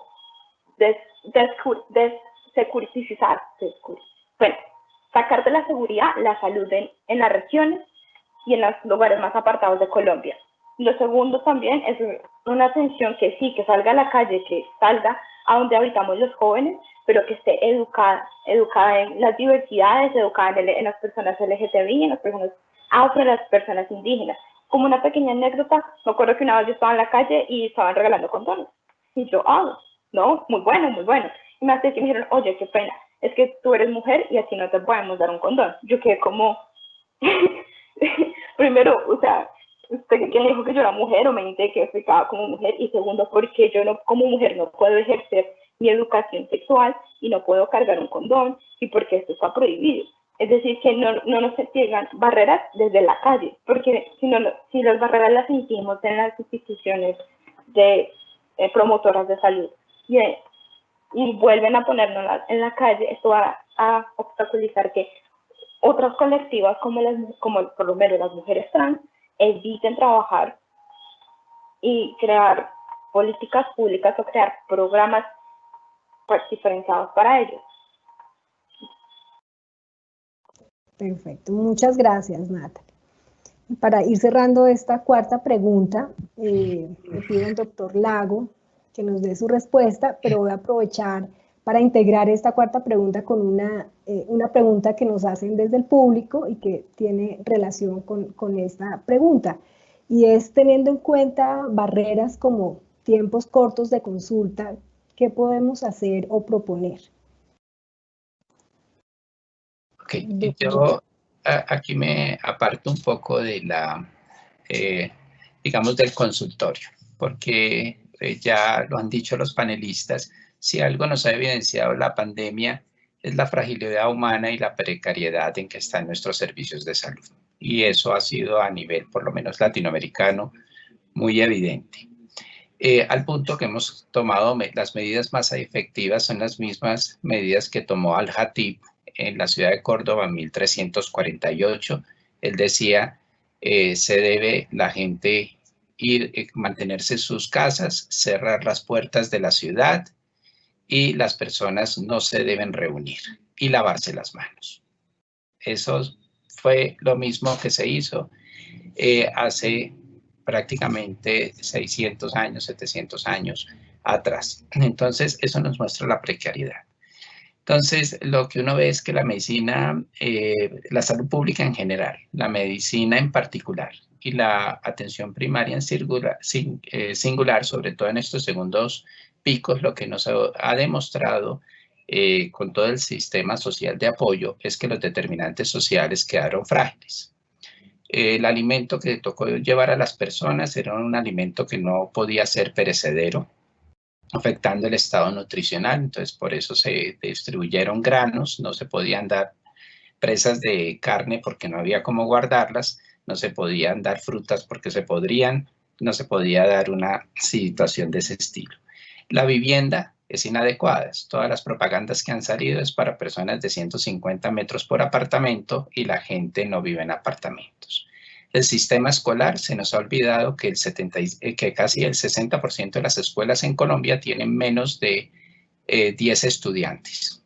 Entonces, no sé por qué los niños no pueden ir al colegio en un área rural. Los servicios públicos, pues hubo necesidad de reconectarlos y en muchas regiones no había cómo lavarse las manos. Entonces hay unas determinantes sociales que están ahí presentes y ni hablar del transporte público, la recreación y todo lo demás que representan esto. El segundo aspecto al que querría hacer referencia es el autocuidado. Entonces yo puedo tener el sistema de salud más poderoso y nos lo ha mostrado ahorita Europa. Francia tiene un sistema de salud vigoroso, Holanda tiene uno de los mejores y todos están con muertos por montones por el comportamiento de la gente. Entonces ahí viene el comportamiento cívico. Yo creo que hay que rescatar la cívica más que cualquier entidad hospitalaria. La urbanidad y sobre todo el regreso de la conciencia. La gente ha obrado de una manera muy inconsciente, muy egoísta en esta pandemia, teniendo en cuenta que debemos manejar muchas de las situaciones de crisis que se nos avecinan. Esto no es para ahora. Vamos hacia el medioevo nuevamente. Dentro de poco será, y ya empezó la crisis migratoria humanitaria de venezolanos. Saltamos de un terremoto a un maremoto, un deslizamiento, un conflicto armado, unas hambrunas, unas sequías, digamos, unos inviernos cada vez más extremos que nos van a mantener a vivir en crisis. Tenemos que aprender a vivir en crisis y no hay sistema de salud que soporte vivir en crisis de manera permanente. Entonces eso nos debe también plantear unas estrategias de reconciliación con el ambiente. Están bastante bien planteadas a mi modo de ver en la encíclica del Papa, en el Laudato Si, y en los estudios económicos que se han hecho alrededor de esta encíclica. Debemos recuperar el respeto por la vida y la dignidad de las personas, entendiendo al otro como un interlocutor válido que nos permita una convivencia y hospitalidad. Una de las cosas que surgieron durante la pandemia es que la gente volvió a aburrirse y pudo volverse a sentar a la mesa, cosa que ya se venía desapareciendo en las familias. Muchas familias me llamaron a preguntarme que cómo se jugaba el parqués. Una mamá dichosa porque su hijo por fin a los 14 años por primera vez estaba tan aburrido que tendió la cama. Entonces era como un logro y la mamá dichosa, pero llamó dichosa a decirme, doctor, imagínese, lo logré, mi hijo tendió la cama. Entonces yo creo que los adolescentes no han tenido ocio suficiente para pensar. Ocio sí diferente a vagancia. Y ese ocio es fundamental para poder desarrollar todo ese tipo de habilidades que tienen los jóvenes y los adolescentes. Entonces de esa comensalidad también está la hospitalidad. Entonces también se destapó un problema enorme de todas las personas con vivienda, la cantidad de personas que vivían del pagadiario, la cantidad de personas que tuvieron que irse a vivir a la calle. Y para eso pues ya hay unas propuestas que están planteadas desde los Objetivos de Desarrollo del Milenio. Hay específicamente una estrategia orientada a los jóvenes y a los adolescentes, hecha con participación de los adolescentes, que es un aspecto muy importante, y que es la Estrategia Mundial para la Salud de la Mujer, el Niño y el Adolescente 2016 a 2030, que les invito a que lo revisen porque es un documento que fue hecho en conjunto con los adolescentes. Y tenemos que ver cómo se articula todo el sistema sanitario con las otras entidades. Tal vez, como bien lo decía ahorita Natalie, el sistema de mayor penetración en Colombia es el sistema escolar más que el sistema militar o policía. Entonces tenemos que apalancarnos en el sistema escolar, que de hecho es sobre el que se apalanca el punto 1 de los acuerdos de paz para llegar a llevar la salud a la reforma rural integral y a la población rural dispersa. Entonces, esos serían como mis propuestas, no tanto fortalecer sistemas de salud. De acuerdo. Muchísimas gracias, doctor Lago, y a todos los panelistas por sus intervenciones. Voy a hacerle un anuncio a todos los asistentes al conversatorio. Sí, perdóname, discúlpame que yo quería, si me permites, yo quería hacer una cosita justo con lo que está diciendo el doctor Lago, si me permites, un minutico. 30 segundos. 30 segundos. Listo. Es que justo con la penetración, cuando hablamos de atención primaria en salud, estamos hablando de cosas, como están diciendo, que trascienden el sistema de salud. Y yo hablé un poquito de la articulación con las secretarías de salud, pero en este estudio que les conté, solamente el 32% de los colegios tienen agua y jabón para el lavado de manos. Y el 74% de los colegios rurales no tienen agua potable. Entonces, ese es el rol que debe tener la atención primaria en salud, y me encanta que haya citado la Estrategia Mundial para la Salud de Mujeres, Niños y Adolescentes, que tiene en su junta directiva constituyentes de adolescentes y jóvenes, que fue una lucha y no fue entregado, sí fue una lucha de los adolescentes y los jóvenes que no querían seguirse involucrando. Entonces es como, involucrémoslos y lleguemos realmente a estos asuntos que no estamos respondiendo y con los que salvamos millones de vidas. Gracias. Muchísimas gracias. Muy interesante. Bueno, quería hacerles un anuncio a todos los asistentes al conversatorio. Recuerden, por favor, que pueden hacer su inscripción en el link que les hemos enviado para poderles así enviar los certificados de asistencia a sus correos. Además, recordarles que este evento está disponible en el canal de YouTube de Jave Salud. Ya para ir cerrando nuestro conversatorio, nos vamos con la quinta pregunta. Y quisiera pedirle a los panelistas que en aras del tiempo fuéramos muy sintéticos con esta respuesta. ¿Qué mensaje les daríamos a los jóvenes y adolescentes sobre el cuidado de su salud? Invito a Emanuel, en primer lugar, con su visión desde joven. ¿Cuál sería esa recomendación? Bueno, la recomendación es más que una recomendación, es otro enunciado, y es: tenemos el derecho a acceder a una salud integral.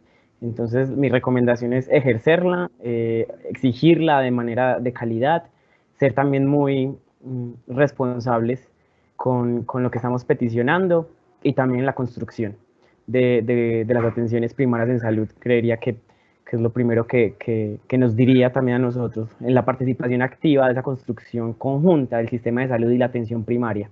Muchas gracias. Gracias, Emanuel. Natalie, ¿cuál sería tu mensaje? Creo que mi mensaje sería a los jóvenes no rendirnos, es decir, seguir exigiendo medidas de calidad, seguir exigiendo enfoques de género, seguir exigiendo un enfoque en diversidad.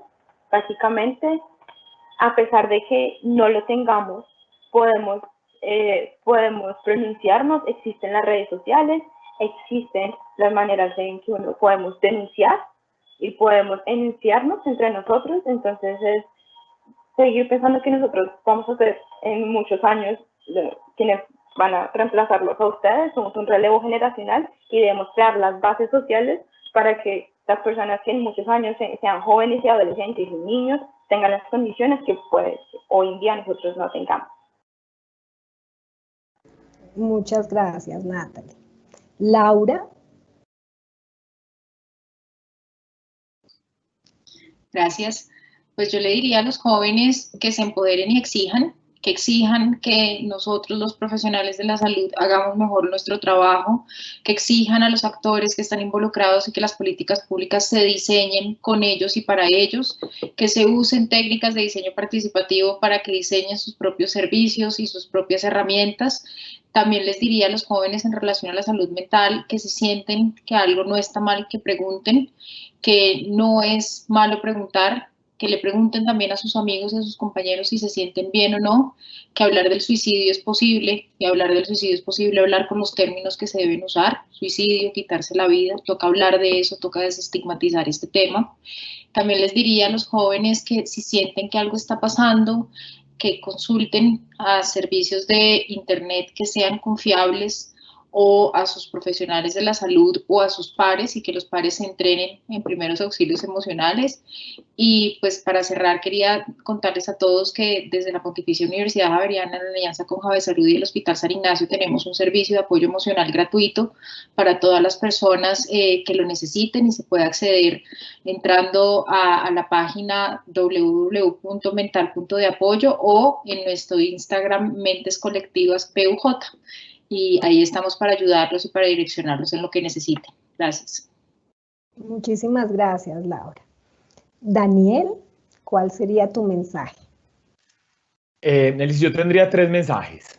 como clave. El primero es que sigan hablando sin tapujos sobre esos temas, y aquí siguiendo mucho lo que decía Laura, de suicidio, de quitarse la vida, pero también de prácticas sexuales, de uso de drogas, de orientación sexual, de expresión. Lo hablen sin tapujos y busquen ayuda y busquen que hay muchos aliados en las organizaciones que están prestos y prestas, o estamos, a escucharles y a apoyarles. Entonces, lo primero es seguir hablando sin tapujos y buscar ayuda, sin pena. Lo segundo es que sigan exigiendo, porque los derechos nunca han sido dados, siempre han sido luchados. Y lo tercero es que también pasen de la exigencia a la acción. Tienen una potencial y capacidad enorme para generar soluciones innovadoras que rompan con las tendencias, que rompan con lo tradicional y que aborden efectivamente. Y no hay que romper por lo tradicional solamente por romper con lo tradicional. No rompamos con lo tradicional cuando no funciona y cuando haya cosas por mejorar. Busquemos soluciones innovadoras para llegar a más jóvenes y para solucionar los problemas que estamos teniendo. Muchas gracias, Daniel. Por último, escuchamos al doctor Lago. Bueno, mi recomendación va un poco en la línea de Daniel. Lo primero es acordarnos de que 1 de cada 4 habitantes hoy día es adolescente. Segundo, que son adolescentes que ya tienen una serie de herramientas, no solo formativas en la escolaridad, sino que tienen una herramienta muy potente que son las tecnologías de información y comunicación, con lo cual pueden lograr una gran multiplicación. Pero para que esto sea efectivo, así como le dice Daniel, llevarlo a la acción implica primero traer la conciencia a colación. No podemos seguir con el individualismo y eso es importante. Lo segundo es que esa conciencia nos debe llevar a autocuidarnos y a cuidar del otro y a cuidar del entorno. Y adicionalmente, perder el miedo. Hoy vemos una cantidad de adolescentes muy asustados con las capacidades que tienen en sus manos.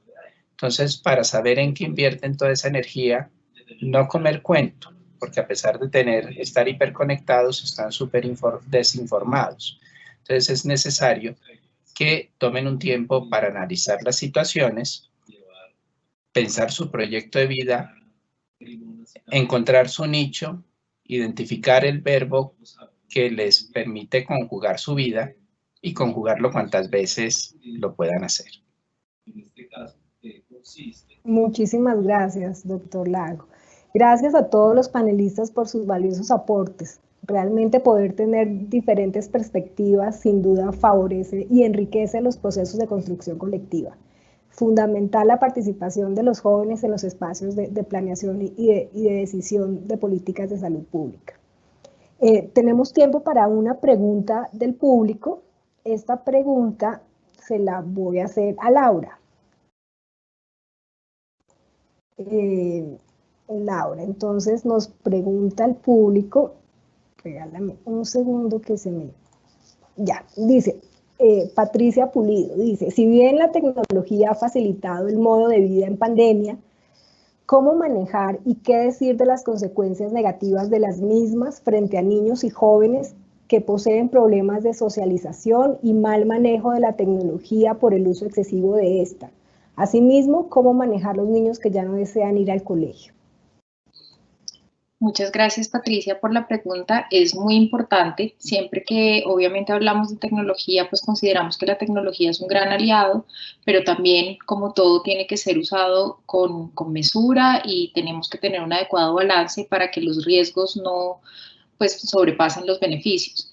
Entonces, creo que es importante entender que el uso adecuado de las pantallas depende de la edad de las personas y también el uso de las redes sociales depende de la edad de las personas.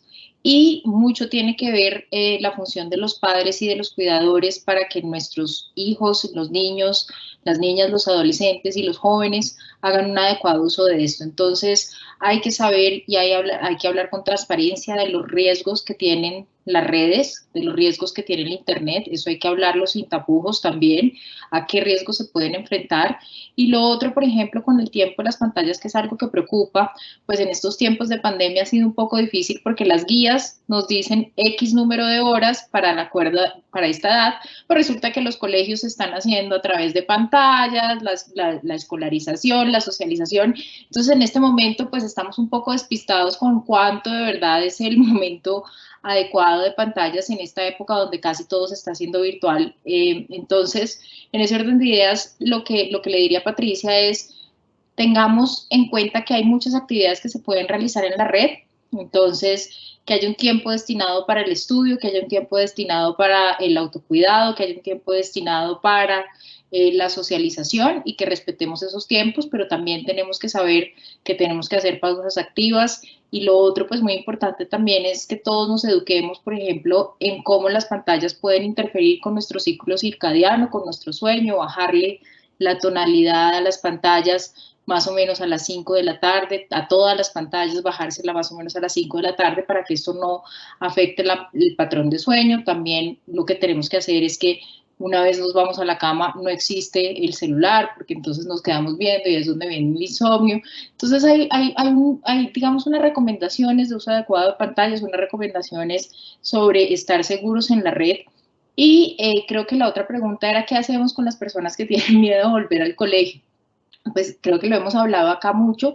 Los colegios, además de darnos matemáticas, darnos biología, pues nos brindan un espacio muy importante para la socialización y, como lo decía también Daniel, en el colegio es nuestro mejor aliado en salud mental. El colegio nos ayuda a detectar un montón de cosas y hay unas interacciones que pasan en el colegio y que pasan presenciales que no pasan en los otros ámbitos virtuales. Esa que la charlita del compañero en el pupitre, la charla en los pasillos, esas son cosas que van a marcar marcadamente la socialización de las personas. Entonces, yo creo que no hay un momento adecuado para cuando volver al colegio, eso no se puede decir, es ya eso, cada familia entiende cuáles son las dificultades y las fortalezas que tiene cada familia. Obviamente hay unas recomendaciones muy precisas. Si vivimos con alguien que tenga, por ejemplo, más riesgo de tener COVID severo, o por ejemplo, familias que no tengan estructuras familiares, digamos, para prestar educación virtual, o que no tengan, digamos, disposición de llevar a los niños, eso depende mucho de cada familia, y creo que ahorita los colegios se están acomodando mucho a eso, pero yo creo que también debemos trabajar al interno de cómo vamos a estar seguros todos, y los padres deben conocer muy bien cuáles son las medidas de bioseguridad que está adoptando el colegio, quién es el contacto en el colegio, con quién me voy a contactar si se enferma, quién me va a avisar, qué debo hacer, cada cuánto se lavan las manos, cómo se van a arreglar los pupitres. Entonces son cosas que son muchas cosas que me gustaría decir, pero le invito también a Patricia. Nosotros hicimos una guía que está cargada, guía para el regreso a clases presenciales, dice da unos tips, cómo se debe hacer. La pueden descargar también a través de la página de Mental.de-apoyo, ahí en el cuadrito que dice Salud Mental y Pandemia. Ahí hay una guía muy, muy completa y también hay un video que le puede ayudar también a tomar estas decisiones. Muchísimas gracias, Laura, por tu respuesta. Bueno, ya en aras del tiempo, no tenemos tiempo para más preguntas del público, así que para finalizar este conversatorio tendremos las palabras de cierre de parte de la doctora Paola Páez, no sin antes agradecerles a todos los panelistas porque realmente nos han permitido disfrutar de un conversatorio muy enriquecedor, muy nutrido desde sus diversas perspectivas y desde sus experiencias. Y sin duda este ha sido un valioso aporte para continuar contribuyendo al fortalecimiento del cuidado de la salud de adolescentes y jóvenes. Así que le doy la palabra a la doctora Paola Páez. Bueno, muchas gracias, doctora Nelcy. Felicitarte a ti, doctora Nelcy, por la moderación y la coordinación de este conversatorio de un tema tan importante como la salud de nuestros jóvenes y adolescentes, no solo para Java de Salud, sino en general para la salud del país, como lo comentaba al inicio del evento. Un agradecimiento muy especial a los panelistas. Creo que han sido unos aportes supremamente estructurados, oportunos, pertinentes desde su perspectiva, plurales, pero además en una dinámica muy enriquecedora, muy ameno. Fue realmente poderlos ver cómo interactúan entre ustedes en esto que hemos denominado conversatorio alrededor de temas de salud. Entonces, todo nuestro reconocimiento y admiración y gratitud por todo lo que hoy nos enseñaron. Creo que el término coloquial adecuado es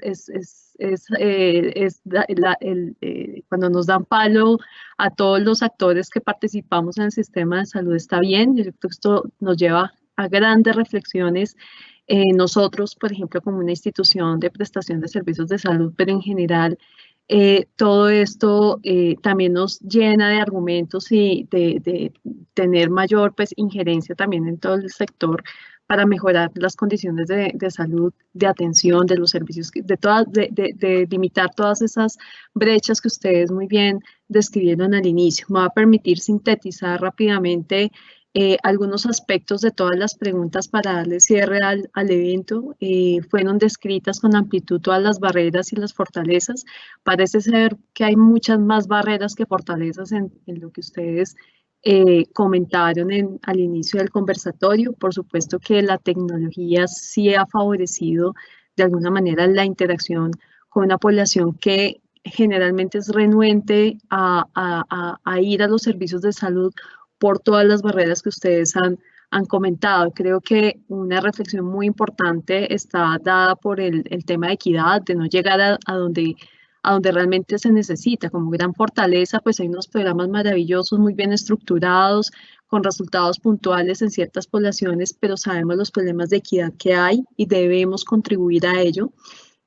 También todo lo que se señaló de la falta de enfoque de género, de la participación activa en el diseño de programas, el problema del acceso y de esa falta de servicios amigables que además están llenos también de burocracia, de asumir además errores conceptuales como que la juventud es una sola. Ustedes lo plantearon así, que los jóvenes son sanos, que me parece totalmente revelador y pertinente para esto, y que muchas cosas como los servicios de salud mental están impedidos para adultos.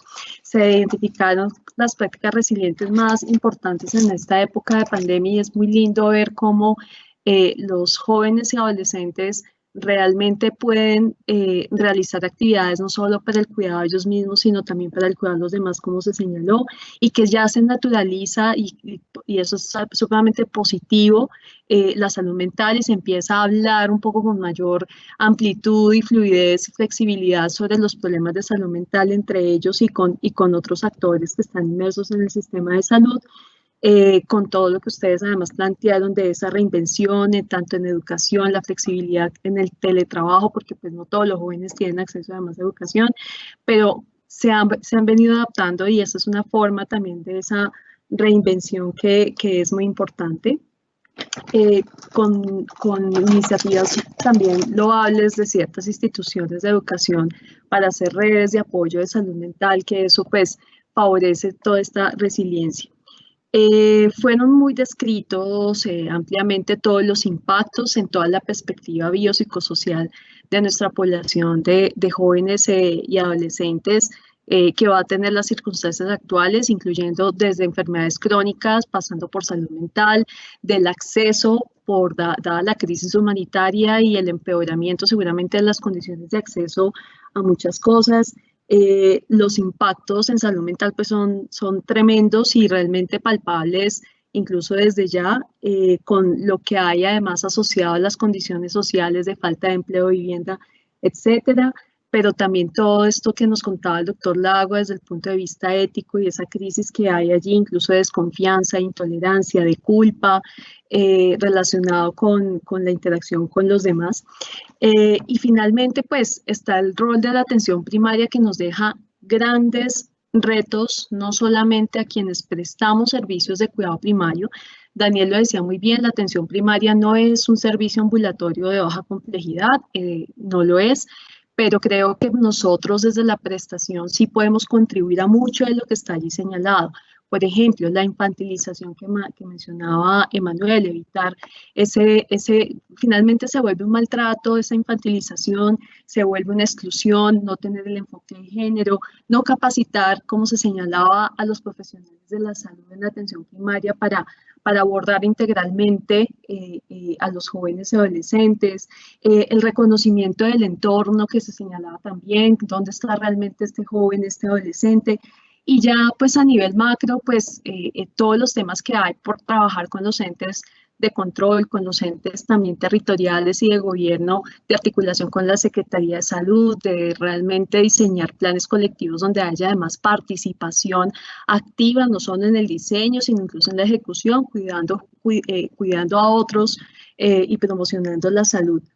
Me agrada mucho ver el mensaje optimista de: oigan, jóvenes y adolescentes, ustedes tienen derecho a la salud, exijan sus derechos, pero también construyan e involúcrense. Muchas veces hay iniciativas muy importantes de cuidar la salud de los jóvenes, pero uno ve cierta apatía también por involucrarse. Entonces, el llamado a la acción y venga que esto también tiene que ver con usted, me parece fundamental para poderlo transmitir, incluso a los pacientes que vemos en nuestra institución.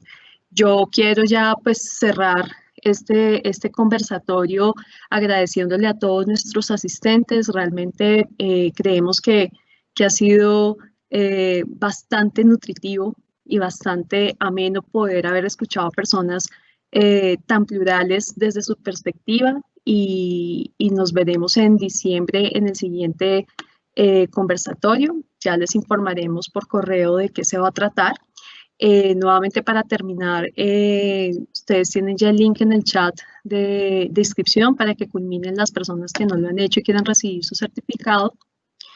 Y los invitamos a nuestro canal de YouTube, que también pues hemos publicado en el chat, no solamente para que accedan a este evento, sino el que hicimos hace 2 meses sobre educación médica, y también para que conozcan nuestro canal que estamos recién estrenando precisamente para tener un poquito más de acceso a nuestros pacientes y a la comunidad en general con temas de salud. Entonces, allí tenemos toda una iniciativa de educación en salud para la comunidad relacionada con el cuidado primario. Pues muchísimas gracias para todos y les deseo a todos una feliz noche. Nos veremos entonces en 2 meses. Gracias.